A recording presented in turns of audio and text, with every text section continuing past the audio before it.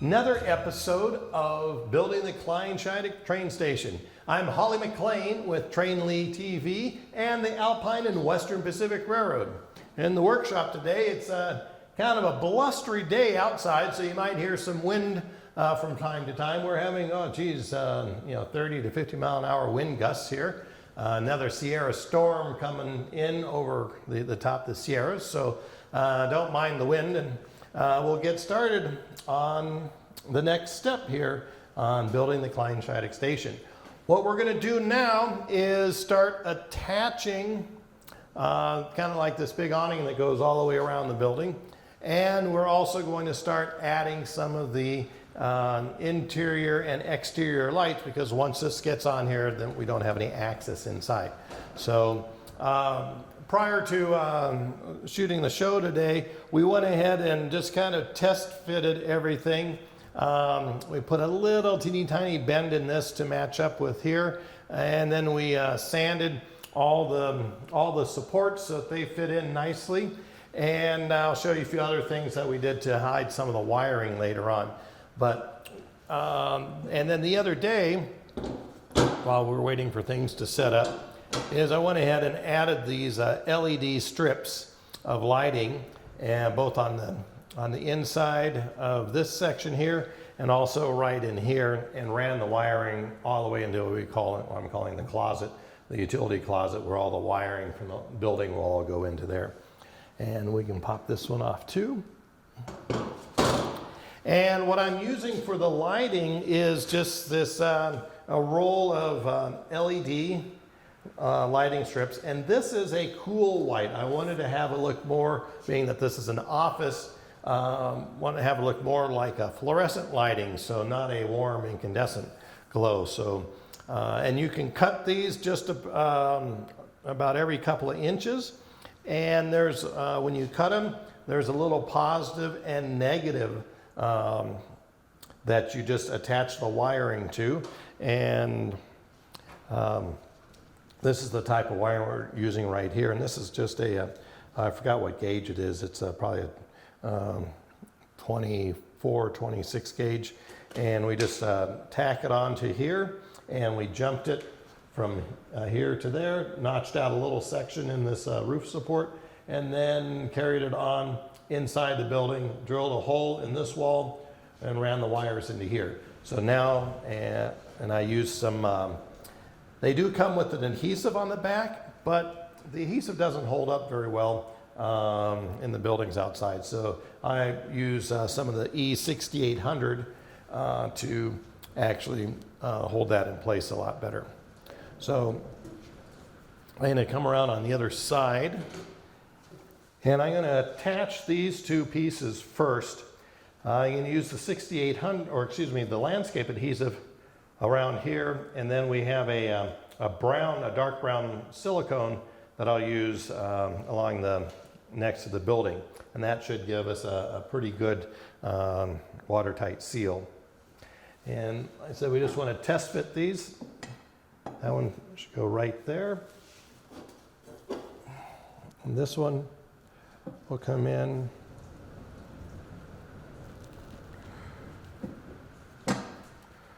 right like that, and we get a nice, good fit. The other little tip is make sure we went ahead, and this morning I cleaned these windows and the inside real good, because it's a lot easier to access it now than later on once this is permanently applied.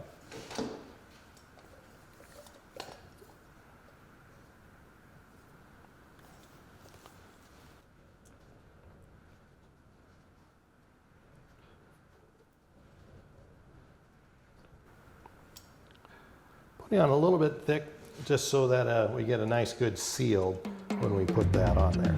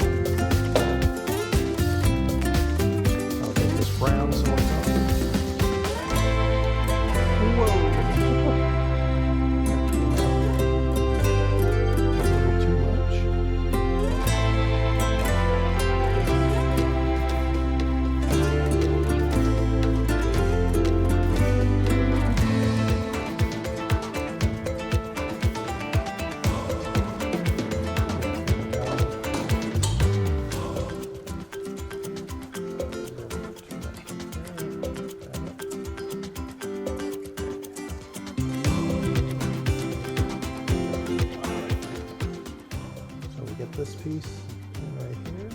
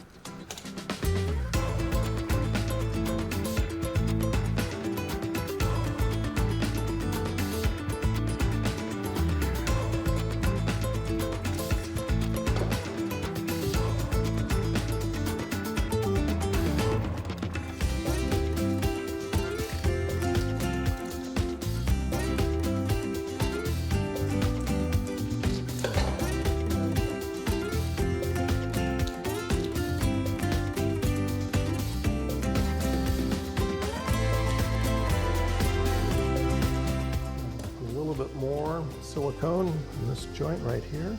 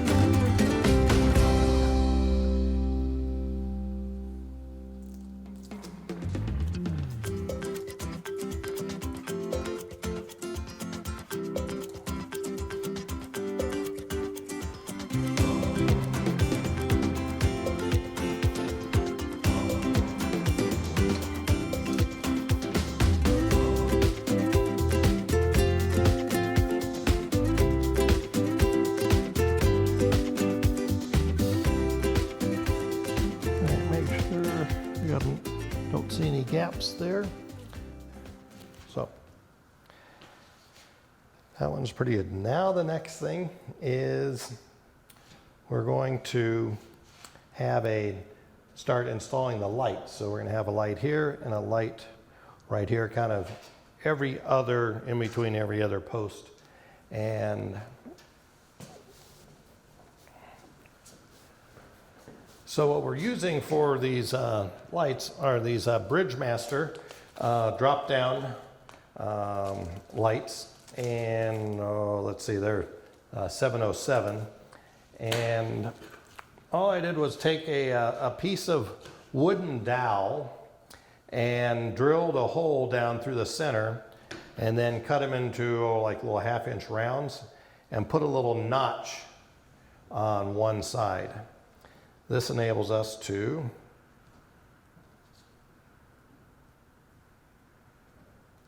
run these wires up into here. We'll glue this lamp right into this piece of dowel, and that little notch allows me to bring the wires, fold the wires over.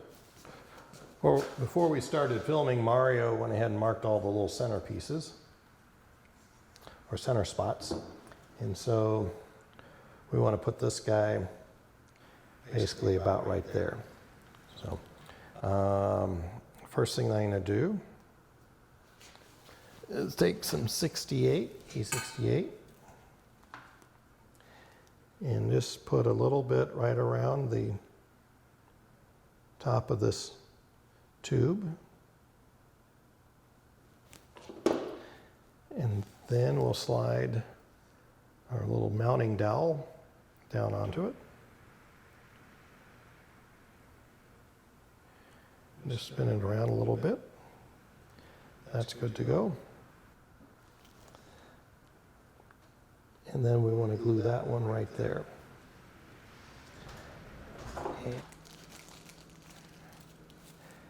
So I'm using the Malibu transformers, and that puts out around a 12-volt AC, which these will work great on. And so I don't need the little resistor.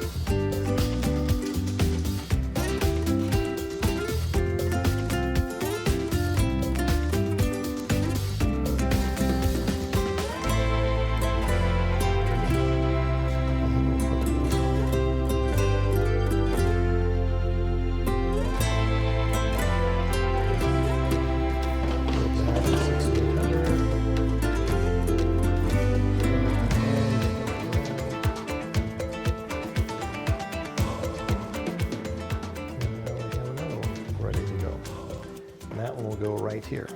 But this is some brass tubing that we cut to length, and I went ahead and drilled holes in all of these little arch supports, and that will support the tube, and then that we can run the wires through this tubing almost like a conduit, and that will keep them out of sight or hidden.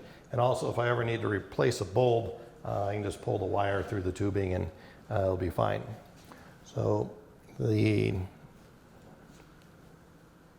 next thing that we want to do is, this one is already attached, but this one is not attached. So I'm going to take run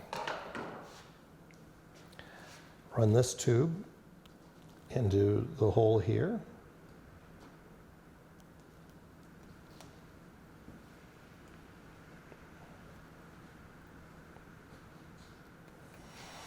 So what I did on this one is I staggered the solder joints so that it will fit into the tubing. Tubing is not quite big enough for two of these joints to be side by side. So let's see if there's enough room now.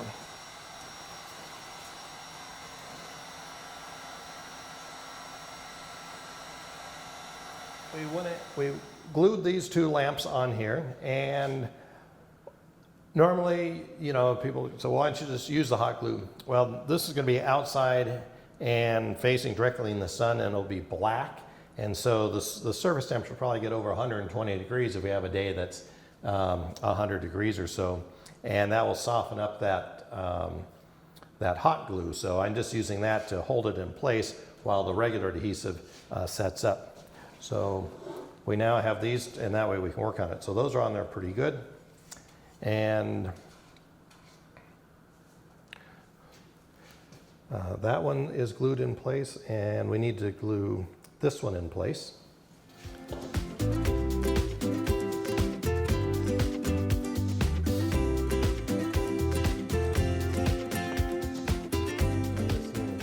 angled piece of tubing, we drilled a hole into the side of the building that takes the wiring straight into the, we're calling the utility closet.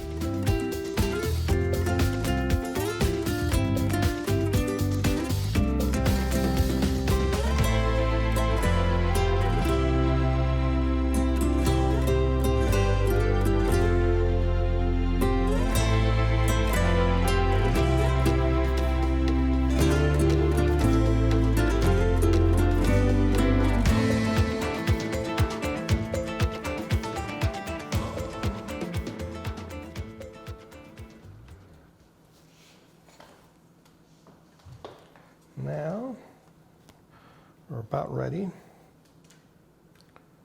to attach this one. These are glued. We got our conduit in place.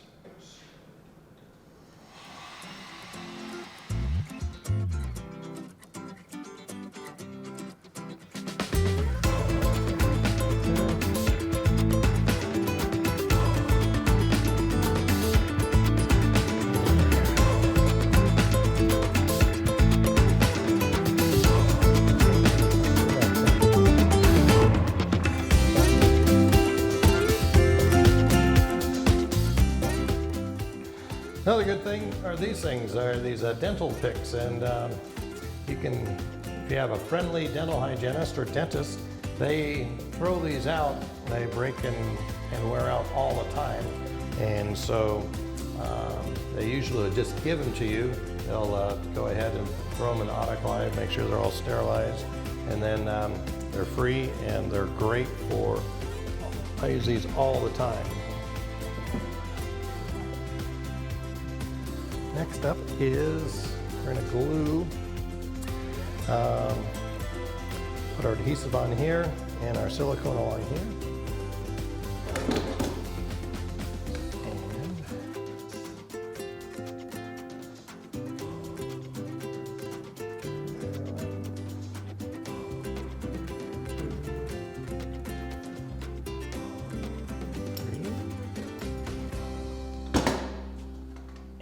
Silicone.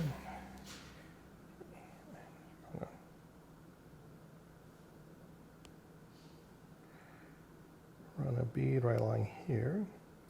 This roof section is not as critical being waterproof because it's on the exterior.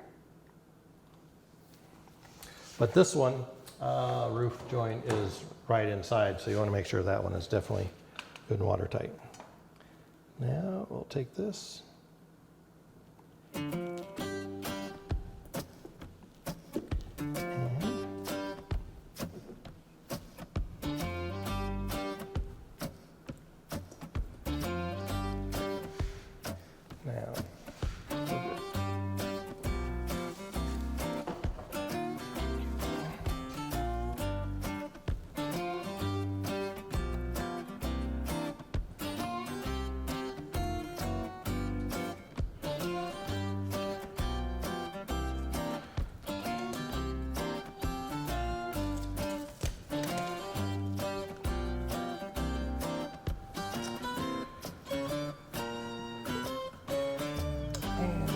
Truth. Drum roll.